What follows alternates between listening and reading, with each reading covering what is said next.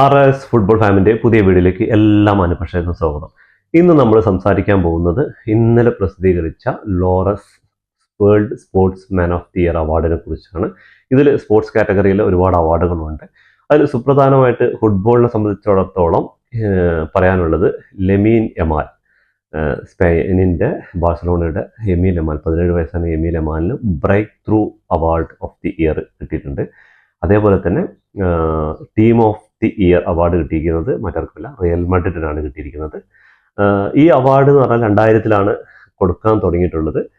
എനിക്കിതിൽ ഒരുപാട് അറിവുകളൊന്നുമില്ല. ഞാൻ ചെറിയ കിട്ടിയ ന്യൂസുകൾ വെച്ചിട്ടാണ് ഞാൻ നിങ്ങളുടെ മുന്നിൽ ഇത് അവതരിപ്പിക്കുന്നത്.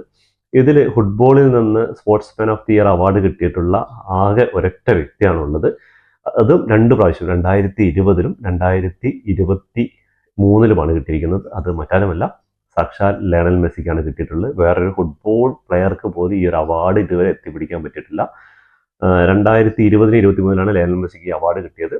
ഇപ്രാവശ്യം breakthrough of the award year award കിട്ടിയിരിക്കുന്നത് ലെമീൻ യമാലിനാണ്. സ്പെയിനിൻ്റെ 17 വയസ്സുകാരൻ, ബാഴ്സലോണയുടെ ഇപ്പോൾ തിളങ്ങി നിൽക്കുന്ന താരം. ചങ്ങായി യൂറോ കപ്പ് എടുത്തിട്ടുണ്ടായിരുന്നു കഴിഞ്ഞ വർഷം. മാൻ ഓഫ് ദി മാച്ച് ആയിരുന്നു ഫൈനലിലടക്കം. അപ്പോൾ ആൾക്കാണ്. ഇതിനു മുമ്പ് ബെല്ലിംഗ്ഹാമിന്, സാല, അങ്ങനെ കുറേ പ്ലേയേഴ്സിന് കിട്ടിയിട്ടുണ്ട് breakthrough of the year award. അതേപോലെ ഇതിൽ ടീം ഓഫ് ദി ഇയർ വന്നിരിക്കുന്നത് റയൽ മാഡ്രിഡാണ്. കഴിഞ്ഞ വർഷം ചാമ്പ്യൻസ് ലീഗും ലാ ലീഗും അടിച്ച് റയൽ മാഡ്രിഡ്, അഞ്ചലോട്ടിയുടെ കീഴിൽ Real Madrid team of the year നേടിയിട്ടുണ്ടായിരുന്നു. ലൂക്ക മോഡ്രിച്ചും ആണ് ഈ അവാർഡ് ഏറ്റുവാങ്ങാൻ വന്നിട്ടുള്ളത്.